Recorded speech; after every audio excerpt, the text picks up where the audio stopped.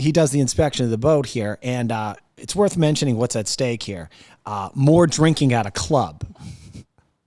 That's what he's holding over their heads. Yeah, which the Game Boy doesn't mean a lot to you. You're tired of it. But to a 7-year-old, it's everything. And going and getting blackout at a day club in Ibitha is Pokemon Blue to these people.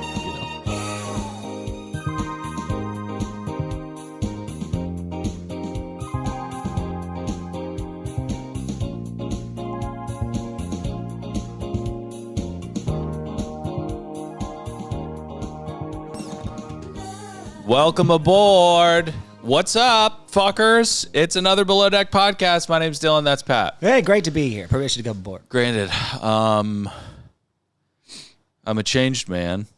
Okay. I saw Wicked. Oh, you did? I can't even tell you. It looks delightful. I can't even tell you. We saw it at the Man's Chinese. That theater is magic. Mm-hmm. And the film is magic. I'm waking up. I'm holding space for Defying Gravity. All of the crying and all of the lunacy in the press tour, I completely understand it. It's in my heart too now. It is? Oh, my God. Oh, that's nice. It's just so nuts when you see somebody that talented executing at that high a level. It just makes you cry. It's just unbelievable. You know, it's film is still, that's the one thing that I'm very proud of that America outputs or whatever. We do that the better than anybody. Yeah. And I'm sure that the French and the Italians and the English would say that theirs are better, but theirs all right. We are the best. The best. Okay, you guys didn't make Cable Guy. We did. Yeah, I mean Hollywood's a bunch of drug addicts and self-absorbed assholes, but I'll tell you what. Yeah, they know how to put together a movie. Hell yeah, and many people think there are pedophiles, rings of pedophiles in Hollywood. But listen, hey, Dill, I saw a movie called The Substance with Demi Moore. Oh, I want to see that. I heard it's really tough. It is stupid. I can't believe it's 2.5 hours, and I can't believe I got through the whole thing. We also watched a movie called Conclave, which we're going to talk about it on APS at patreon.com/another podcast network. One of the craziest fucking movies. Should I see it? Yeah. Okay. I don't think you should see The Substance. Okay. Well, I have a huge crush on Margaret Quigley. She is her name. Very, very hot. She's so beautiful. Great actress. She's fully naked in this movie. Oh, that's so wicked. So is Demi Moore. Okay. And but that's wicked too. I got to ding her a couple points. She dated Shia LaBeouf. Yeah. So she's nuts. And Ashton, right? Kutcher? Yeah. No, I don't think she dated Ashton Kutcher. Demi Moore? Oh, Demi Moore did. Yeah. They lied and said they were married, but they weren't. Yeah. And then he used to blame her why the relationship wasn't working because she was allowing him to have too many threesomes. Oh, shame on her. Yeah. He's a real jerk. Yeah. I don't like Ashton Kutcher. Absolutely. I mean, we watched another movie called Heretic, which stars not Topher Grace, but Topher Grace is in it. We all thought Topher Grace was the nerd. He was the black sheep. He couldn't get along with everybody. No, he was just not a fucking sicko. Mm-hmm. He was like, all you people are doing We're sicko talking about when shit. Leo had his own little gang of dudes. No, I'm talking about that 70s show hanging out. Danny Masterson and freaking Coochmeister. You know, he was like, you guys are freaking sick puppies. You know what's funny? And we'll get to Below Deck in 40 seconds. That Danny Masterson. I met him at the Hard Rock, the House of Blues, doing an election event back in 2000 with the boy band. Yeah. And I get introduced to this douchebag. He couldn't be more dismissive because there were girls there. You could tell he was a creep even back then. Yeah. A real creep. Big fucking creep. I still do want to get audited very badly by the Church of Scientology just to see what my thetans are at, but we'll talk about that later. Tonight, this morning, right now, whenever you're listening, we have to talk about Below Deck. This season is... There's something magical about this clown car of a boat. I don't know why, but every season Sailing Yacht is it's the best. Yeah. It's the best. And it's odd because sometimes you think more is better. More crew members would make for better television. Right. Because this, of course, only has generally a couple stews, a couple deckies, right? Sure. But yes, I'm enjoying the season. I'm shocked by it. I can't believe they sat on this season for as long as they did. Casting. Now, it's all about Podcasting. Now, I don't want to get ahead of myself. I like Chase. I believe he's a friend of the show. He's a friend of the show. Communicated. I've watched him do that rebuild on that boat. It's a yes. It's I think when we talked to him, I was confused as to why anybody would subject themselves to what he's subjecting passionate himself about to. it. Yeah. But I don't know if he is going to be a good addition to the drama on this boat. Why do you say that? Well, he kind of lays it out there that he's here for a paycheck. Right? He's got to buy that motor for that. I get it, but did you see the scenes for coming up? I did. Did he hook up with someone? Yeah. Oh, Danny, right? Yeah. Boy, poor Anthony. She said he was a 10 out of 10. Anthony? Yeah, after the next morning, she said 10 out of 10. I don't think a guy that gets 10 out of 10, 8 hours later has her horny for another dude. 10 out of 10 is dickmatized. I love Danny. Danny is such a fucking pro, right? Danny, the morning after, the texts were my favorite. Just great job. Would love to see you again. Mm-hmm. Absolutely not going to see it. But it's this, it's like a hitman lays out a tarp. You know what I mean? Of course. It's just amazing. I'm loving the season. I love this episode. 4 pots. Okay. Some parts of the episode were problematic. Captain Glenn suddenly channeling Captain Lee. Well, it's a big deal. Was it a big deal? Yeah. They disrespected the boat and they disrespected themselves. I was shocked when I didn't hear him say he had a pocket full of plane tickets. Glenn, stay in your lane. You're the nice guy that people take advantage of. It's fine. Yeah, baby. Yeah. It's fine, Glenn. Yeah. I liked the episode. We'll get into him being disappointed by the Sea Rats, which I'd argue is most of the results are easily predictable. But can I tell you something? Yes. Now?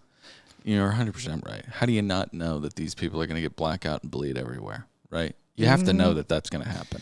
Yeah. Mm-hmm.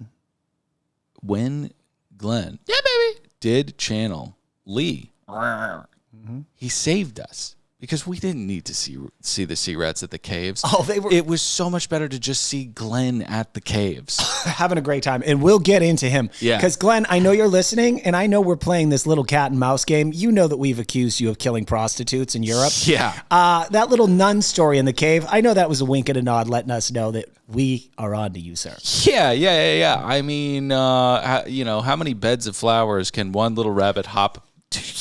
I mean, you kill someone, you skin them, you throw them in a cave. You move on to the next cave. It's like cubbies. Sorry. Go ahead. Okay. Oh, Go anyway. ahead. All right, so because I want to get into the episode, do we have anything we need to plug, by the way? 40 Nuts. Salt Lake City is at Patreon. And it's movie season. I watched like 5 movies last week. The holidays are movies, and we're going to be doing a lot of movie talk at patreon.com/another podcast network. Pat sees a lot of movies. I see a lot of movies. We have opinions on them. I'm just so looking forward to award season. It's my favorite time of year. Yes. Buckle up. 3 months of people showing up to large theaters to be cheered on for. Because of their art. That's right. Yes. So excited. All right. May I begin the episode? Of course. I don't have my notes pulled up. Okay. The Sea Rats are at it again. And at some point, I think Daffodil almost lost a goddamn eye. So this is serious business. Yeah, but I must say this. Everyone is drunk. Yeah. And it's Captain Glenn's fault. He let the Sea Rats off the leash. What? These it's are not Captain Glenn's fault. No, baby. It's not his fault. Let me tell you something. You buy the ticket, you take the ride. You let these Sea Rats off the leash, you get what you deserve. Yeah. You know that meth head that went up to Alaska to hang out with grizzly bears? I think they found his thumb. Oh, you're talking about Grizzly Man. That's right. The crystal meth head that went up to Alaska to hang out with grizzly bears. Yeah. Completely predictable that they were going to eat him. You be the grizzly bear and I'll be him. Get away from me. Stop that. And then he eats them. Yeah. By the way, did you ever see Cocaine Bear, speaking of movies? No. Cocaine Bear should have actually been on the grizzly bear guy and called Meth Bear. Uh-huh. And then after he eats them, the whole movie is him like taking apart electronics and mopping the floor for days on end. You're saying that there was so much crank in that man's system that it would have turned the bear into a crankhead. That's right. Yeah. Yeah. You need thumbs to work on electronic gear, which bears, that's why I'm not afraid of bears. They don't have thumbs. I'm really not scared of anything that doesn't have a thumb. You're not afraid of a shark? Nope. Hey, do they have thumbs? No. Not scared of them. So. Well, anyway, my point here, Dylan. Pretty simple rule for my life. You give sea rats too much time on their hands, they break things. End of story. Captain Glenn, this is on you. So Gary threw a tub. Do you remember these lollies? I saw one on the floor. They used to be, they were ubiquitous in my childhood. I don't know where they went. It was as though they've been erased by the memory police or something, but they still exist in Ibitha. And Gary threw one at Daffodil's face, and he bled all over the place. So it was a lollipop that he threw his head. Yeah. That's shocking that can do that amount of damage. Yeah, I mean, I told you last week I threw a water bottle at my producer on another show. His eye was bleeding for a month. Wow. I mean, these things happen. You better listen moving forward, right? My buddy Sully, we were fighting over a gambling debt, like in the 8th grade. And I said something to him, and he threw his pen that he was wagging at my face across the room at me, and it stuck in my eye. Yeah. It left a blue spot in my eye. Yeah. I beat the shit out of him. Right. He had it coming. Yeah. And he cried. He said, I can't believe you did that to me. Yeah, well, I said, you threw a pen in my eye. You should have paid him back, though. You owed him $4,000. Okay, so Daisy is, she's got a cool head about this whole thing. I thought, she was, for being as drunk as she was, I thought she was a pretty cool customer. She was like, just put some shit on it. There's nothing we can do right now. But Glenn wakes up and he's like, how dare you? So, yeah. But don't get ahead of yourself, because the sea rats, rather than attend to that blood spatter, sea rats be sea rats. They go hit the coos and pour themselves a couple more cocktails. Yeah, but the girls have to clean the couch up, quote unquote, clean the couch up first. And I'm just thinking, like, this is why Gary King is. God. Oh, I did it again. Hello. How about you grab the bottle? Huh? Fuckface? Why do they have to clean up your mess? I think Gary is one of those guys. He has very specific gender roles. Yeah. I love those guys. Yep. What's next? Are you going to own a slave? Sorry. My God. So, you know what I'm trying to say? Yes. Like he's not, we're not living in that world right now. He is. He is. And I'm not saying that there aren't gender norms. There are. They exist. And we're slaves to them to a certain degree. But you don't have to be Gary King. I'll tell you. Quentin, he's 1.5 years old. All he does is play with trucks all day, and he goes, vroom, vroom. Yeah, and he's telling your mom to get in the fucking kitchen. That's right. He said that. He said, bitch, go cook me some eggs. Yeah, he said that to Bonnie. He did. Yeah, and Bonnie didn't take it. No, she backhanded. Yeah, put a cigarette out on him. She still smokes, right? Oh, he chain smokes. Yeah, okay. All right, so we get to the next morning. Oh, no. People are trying to get wet. People are trying to get fucking wet. That's right. Keith pops that top off in front of Daisy, and there's a spark here, right? He is a priest, but there's a spark. We get in the hot tub, and the priesthood starts immediately. Just this weird fucking, I know that people hate Gary King. I kind of like Keith. It's pissing me off more than Gary consistently. Now, hold on. I think he's so weird and rude to Danny. I have to say this, though. He got pulled into that very positive game called Tell Me Something About Me. Yeah. Which always results in someone crying, I think. Yeah, but there's a way to do it with tact and not be a weird priest, a man of the cloth who absolutely despises promiscuous women, I mean, it's so weird. I forget what he said. He said he was accused it's of being all about you, a bad flirter. And he says, well, I'm only a bad flirter when I'm not into the person. Not true. You're just a bad flirter. It's all about you. Well, you have to be into somebody. Shut up. By the way, this is such an awful game. Why not just play? It's a housewives game. Oh, yeah? It's a housewives game. You know what I mean? This is just designed for drama. All right, so we hit the sheets. Okay, so get this, Dylan. I cannot watch this show in front of my 4.5-year-old daughter. They do some stupid B-roll of Gary peeing as he's talking to himself, and my daughter is filled with questions. Yeah. Says, why is he pee standing up? Yeah. I'm like, oh, God damn, I got to deal with this now? Well, that's not such a mountainous thing to deal with, right? Well, then you have to explain body parts and why someone stands up, because she says, if I stand up, it will go on the floor. Yeah, and I said, that's right, honey. Right. But it'll go on the floor with him too. Him too. I should have said that. Right. Yeah, don't be like that guy on television. Okay. So we hit the sheets. Daisy has, she wasn't able to sleep all night. She was tossing and turning, and wakes up at 6 o'clock in the morning and immediately starts cleaning. I mean, Daisy annoys me, but she is quite an accomplished sea rat. Yes. She's good at working. So Glenn gets up, and he is fury, fire, and brimstone. The day hath been ruined. Now, he pulls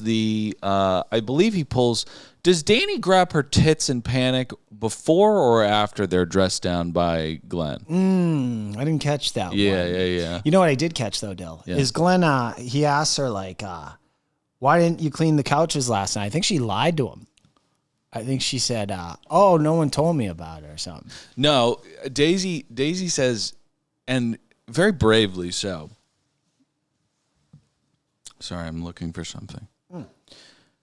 She says, I was essentially, she was like, I was way too fucked up. There's no way I was cleaning that last night. I couldn't stand. If I tried to piss, it would have gone all over the floor. You know? Like Gary. So Glenn tells the crew that Emergency meeting. there's an emergency meeting. Everybody get up. Gary says, "Is everything okay?" And he says, "No." They've had their cave privileges revoked. Okay? No caves for you guys. You're going to stay here. You're going to clean the entire boat.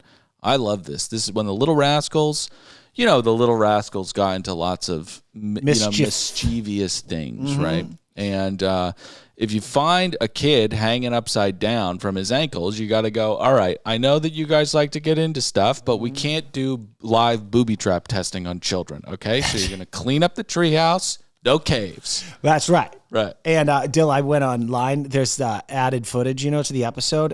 Glenn didn't stop there. He also said they're grounded and no Game Boy for a week. Yeah, and I don't think you were too old for Game Boys, right? I don't know. What year is that? I hate video games. 96, 97 was probably the first one. And then Game Boy Color came out. I mean, the colors, you wouldn't believe these colors. I mean, they were unbelievable. I beat Super Mario Brothers and got bored with finding different ways to beat it. And then I was just like, I haven't showered in 3 days. I'm disgusting. Yeah. I don't want to be this person. God, imagine, the K-hole you would fall into nowadays, what with the rich narrative-driven storytelling and the game mechanics that are dense. Just dense. Where were we? Sure, really. You know what I thought, Dill? Yeah. It's too bad Emma hadn't extended for one night because she was already fired, Yeah. Because when Glenn asked what's up, everyone should have just pointed at her. And even if she denied it, just go, sorry. Yeah. You're already fired. Turn her into the piggy. Throw her off the fucking cliff. That's right. She's fired and all she does is smoke. Problem solved. That's that's your 48 laws of power brilliance working in full effect. Okay. So Glenn goes to the caves and he's at home there. It's 20 degrees, perfect temperature to stave off the nasty effects of decomposition, right?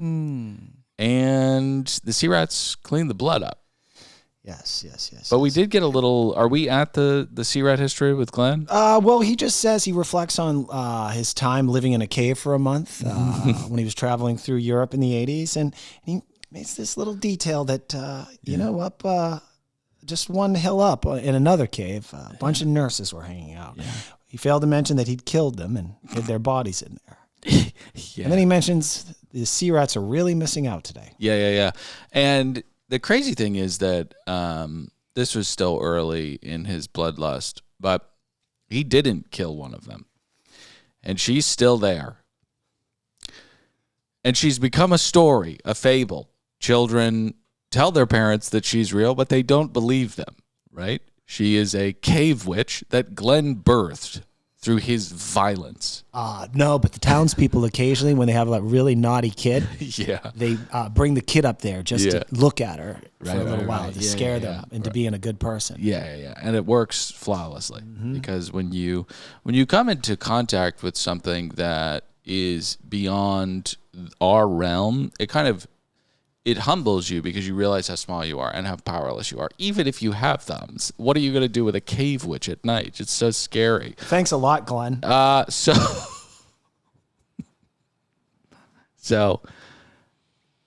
Meanwhile. Sorry, I'm so bad with the pregnant pausing today. I'm so sorry. But Gary goes around and apologizes. Yes, the apology tour. And I love that the apology tour is a necessary thing. It's accepted by many. And what are apologies? I've never been a big apology guy. Nope. I don't really give a fuck if let's just, whatever, the damage is done. But apologies are nice for a lot of people. My wife, are you kidding me?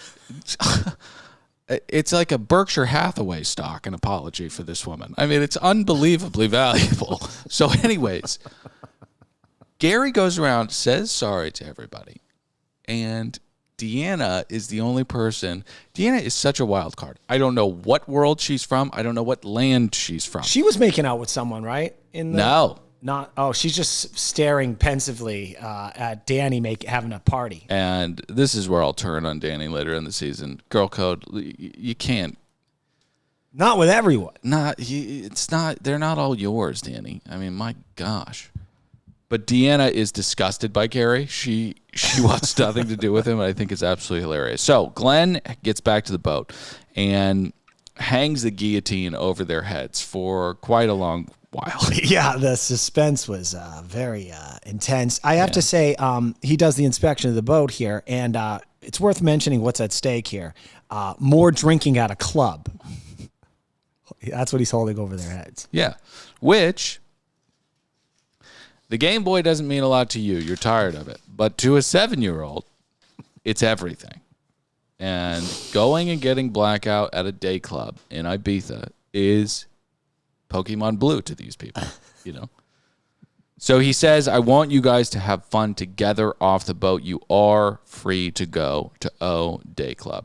We hit the club and proceed to get fucking shit-faced again. Dill, they don't miss a beat getting out of that van and drinking alcohol. And I was thinking, it's like a newborn to a mother's breast. It's nature. It's nature. Sea rats, they do what they're going to do. And this is why we speak about them as though they're a different species. This is a weird thing where... there's a natural call to the bottle. You know what I mean? And that's a social construct, but it seems as though it's a biological impulse for them, I mean, they've really elevated or deflated past a certain human level. They're different creatures, is what I'm trying to say. So, Sea Rat history with Deanna. She is very shy.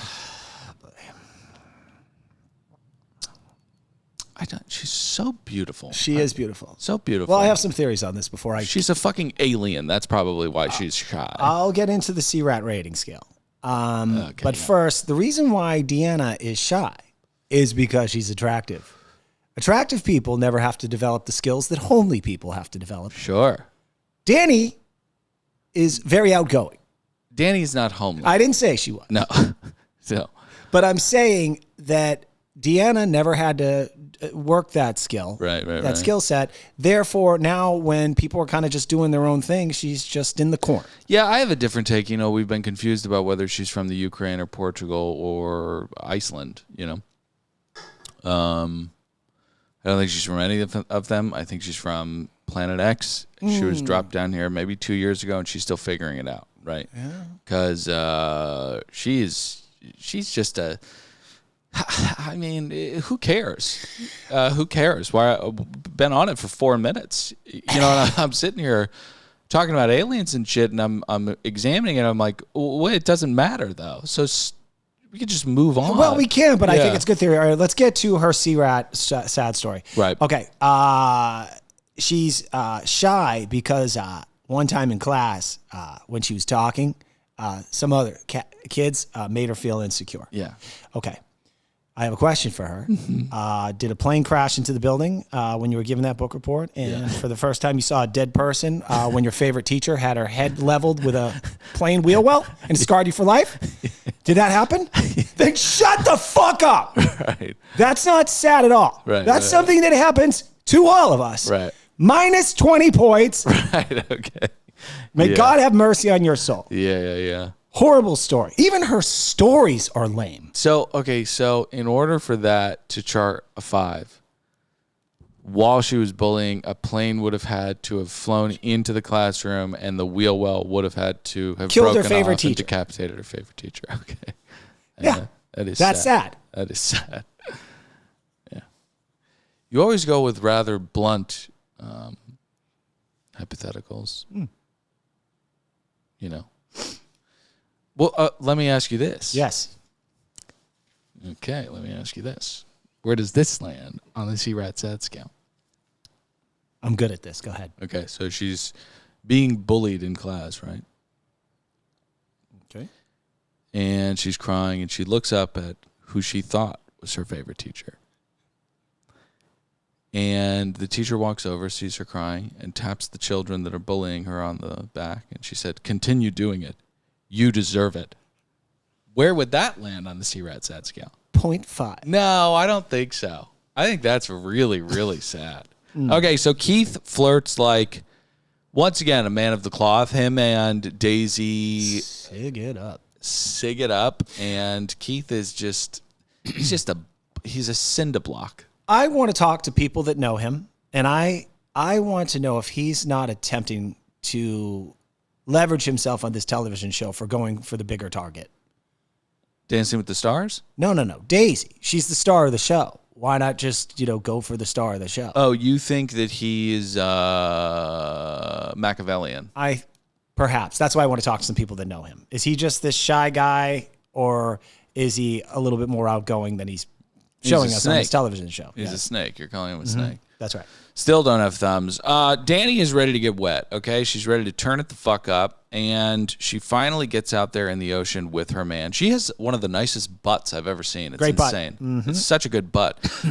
We have these cuts to Glenn that are like, I guess they're necessary. Glenn's a character on the show. I don't really recall what he's doing. Oh, he's like, time to get the bath going. Yeah. It's like, okay.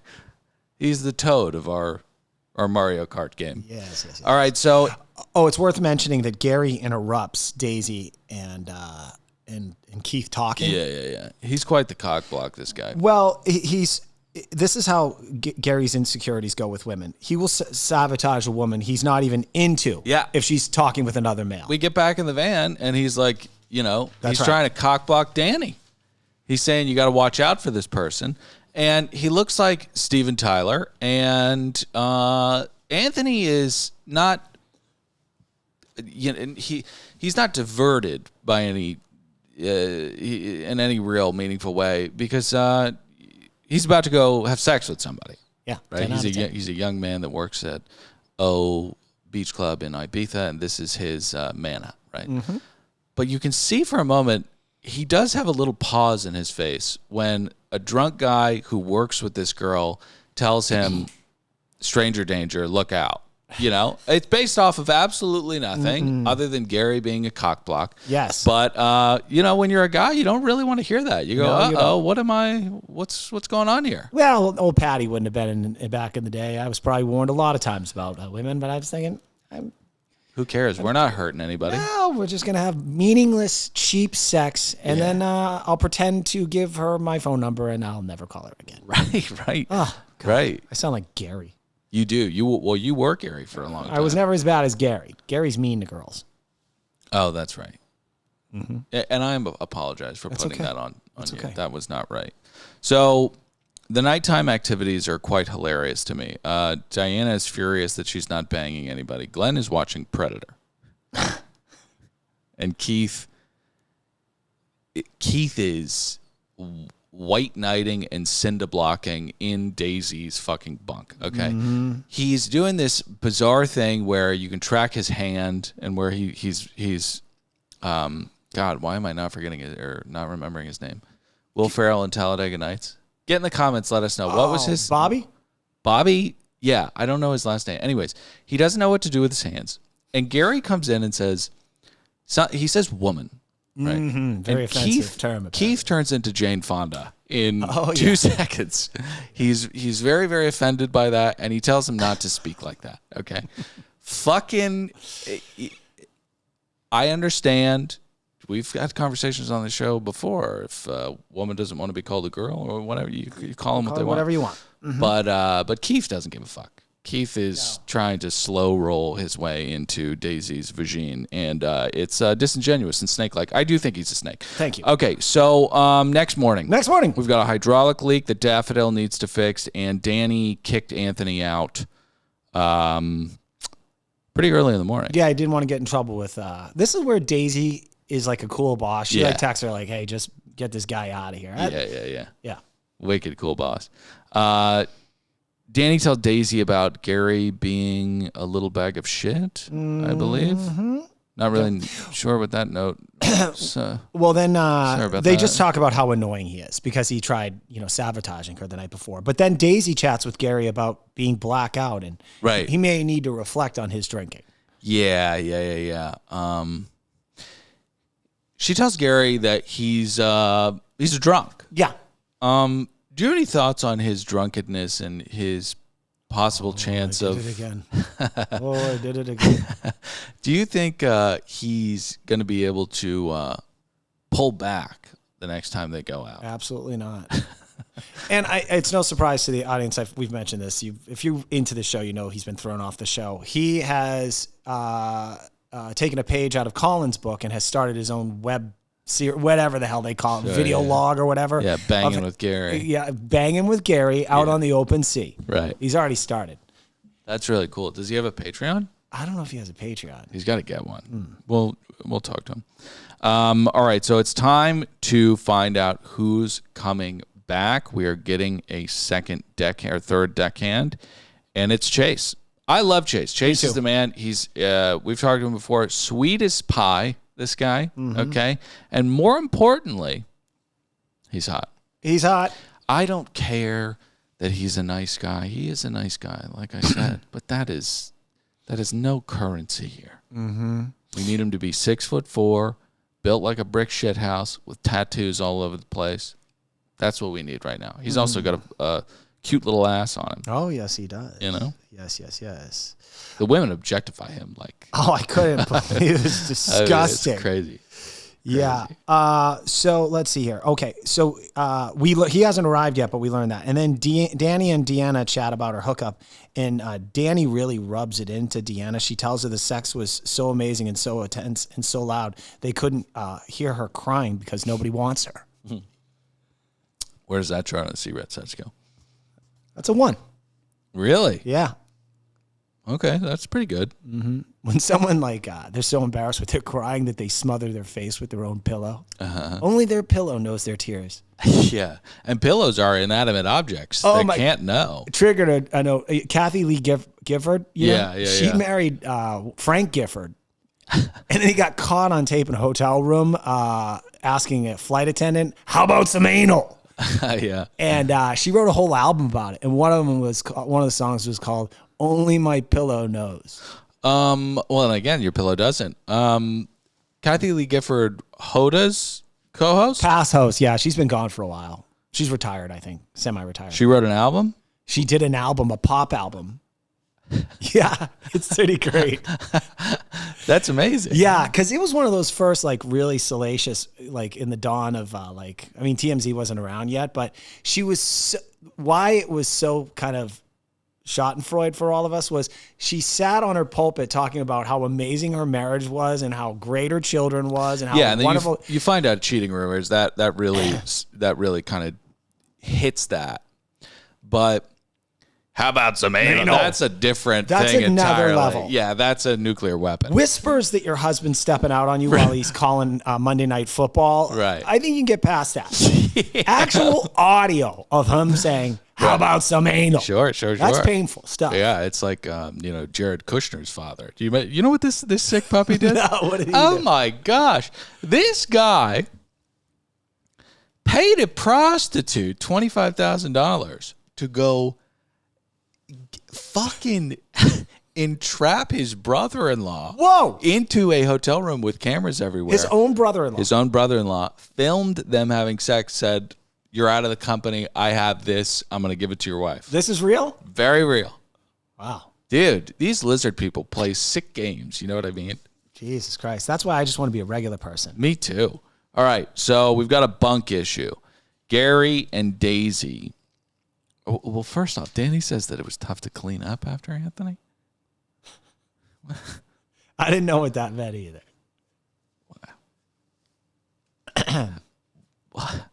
What could it have meant? No. I can tell you that Kendra from The Girls Next Door, the reality show about the Playboy Mansion, back when she was still defending Hef and Holly had stepped out and was starting to talk shit about Hef, she said she's only talking shit because after we were done in the bedroom, she was the cleanup crew. Wow. What a beautiful place that was. Wow. What a beautiful home. House of Horrors, if you ask me. Or if CC DeVille, from the guitar player for Poison, because he almost died of drugs. He said, "It turned from the House of Horrors into the House of Horrors." Yeah, absolutely, absolutely. And you could ask the question: was it ever the house of anything but horrors? Right? I mean, if you've got an old man telling a woman to jerk off a dog, I can't really. He said dogs have needs too. Yeah. Bad guy. Great magazine. Complicated history. His son's trying to buy back the IP. Good luck. So. Oh yeah, where are we? Well, so there's blood and cum everywhere. She says it's difficult to clean up. I would imagine she's correct. So Daisy and Gary have to sort this whole bunk thing out. Now Chase is coming in. He's going to need to go into the room with Cloyce and Keith. Gary's going to need to move out and move into Daisy's bunk. Now, Daisy, being the professional that she is, recognizes that Keith is in a closeted gay kind of way, which I don't think he is, but flirting with her a lot. And she's picking up on that, which means that she should not be bunking with him. Very, very responsible of her. What Keith doesn't know is that this is a death knell regardless, whichever way you cut it, because now Gary's in that room. That's right. I mean, nothing's going to happen in there now. Yeah. Gary's in there. Yeah, It's like a fucking cloud. A boner-killing cloud in there. A cloud of bummer. Okay, so I love the level of commitment between Anthony and Danny, like I said at the top of the show. They just send each other off. We're never going to see each other again, but had a great night with them. Yes. How quickly they move on. Yeah. It's really beautiful. I wish I had more of that in my youth. Your ability to detach? No, just more strange sex, but I don't think that I could have handled it. You know, God only gives you what you can handle. I don't think I would have been very good with sleeping with multiple partners. Can I tell you something? It really diminishes the actual fun of it the more deeper you get into your catalog. Yeah. By the time you hit 50, then it's just, boring. Yeah. Why am I even doing this? What's the point of all that? Mm-hmm. But I couldn't handle the messiness with the communication. You know, I mean, how do you cut somebody off? You just ghost them. You just stop answering back. Yeah. All right, so Chase heads back to the boat and is already dropping hammers. I mean, these women are just completely...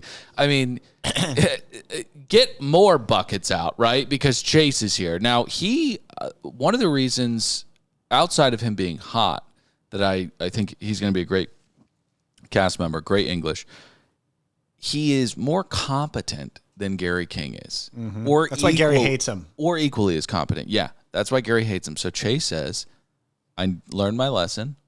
I'm going to do things the way Gary wants in front of him, and when he's not looking, I'm going to do it the right way. Mm-hmm. Looking forward to it. Love it.